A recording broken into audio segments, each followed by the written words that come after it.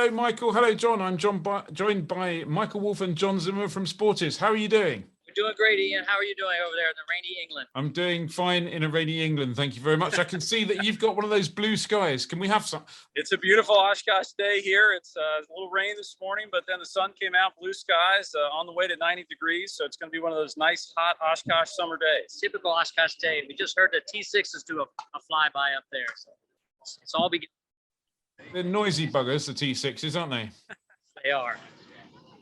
So this is day 2, isn't it? That's right. Yeah, yesterday was opening day, and the crowds were here ready to go. The airport was almost full Sunday night, as I understand it.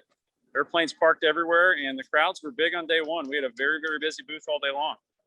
Everybody's real friendly, and they brought their wallets with them. That's what's really good to hear. What have people been buying? What's the hot product? A little bit of everything, you know, some headsets, some Bose and Lightspeed headset upgrades. But this is the first show we've shown off our PJ2 radio. And we sold a ton of them yesterday. Lots of radio fans here at the show and lots of radio demos. So that's been a real hot product for us.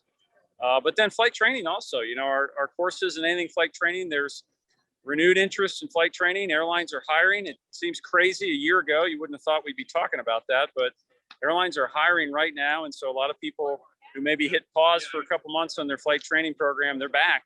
And so a lot of people are interested in getting that next rating.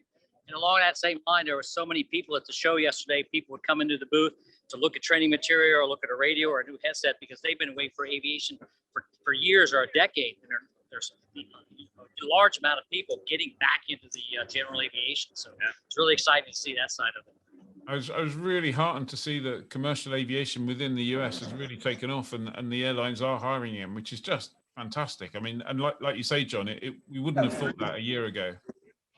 Yeah, in some ways, it's almost hard to believe, but in some ways, the pilot shortage is worse because, at least in America, a lot of the sort of airline restructuring was done with early retirement.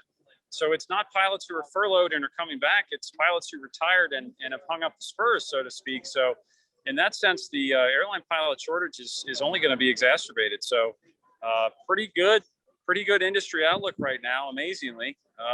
Can't believe we're saying it, but it's the truth. So it's great to see. A lot of people are really aggressive about flight training right now.